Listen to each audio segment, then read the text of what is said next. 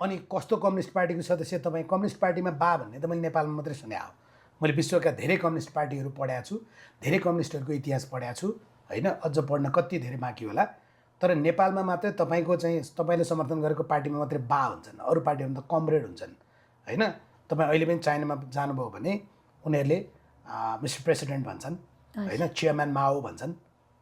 होइन यसरी बा भन्दैनन् तपाईँहरूको पार्टी त खिचडी पार्टी हो हामीले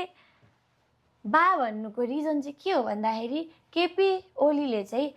आफूभन्दा सानो मान्छेलाई चाहिँ आफ्नो छोराछोरी जस्तो नाति नातिना जस्तो व्यवहार गर्ने कारणले हामीले बा भन्ने त्यो 22 जनाले चाहिँ किन त्यो व्यवहार नगरे त को 22 जना जो मारिए उहाँ होइन सरकारको नेतृत्व एउटा चिज बुझाउँ अमित शाह बुझाउँछु ल एउटा चिज सडकमा प्रहरी जान्छ सुरक्षाका लागि हजुर ठिक छ सुरक्षाका लागि त्यो प्रहरीको कमान्डर हुन्छ डिएसपी हुन्छ होला एसपी हुन्छ एसएसपी हुन्छ होला उसको पनि कमान्डर हुन्छ आइजिपीको पनि लाइन मिनिस्ट्री हुन्छ गृह मन्त्रालय गृह मन्त्रालयको पनि लाइन गभर्मेन्ट हुन्छ प्रधानमन्त्रीको प्रत्यक्ष अप्रत्यक्ष निर्देशन बिना नैतिक निर्देशन बिना गोली चल्दैन मान्छे मरिँदैन अनि मान्छे मरेको छ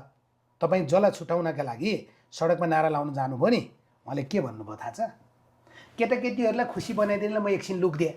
लुक्न पनि उहाँ मकवानपुरको चनमनसम्म हेलिकप्टर चढेर जान्छ कोही यो चाहिँ किन नसोधे त्यो नारा लाउने बेला सोध्नु पर्दैन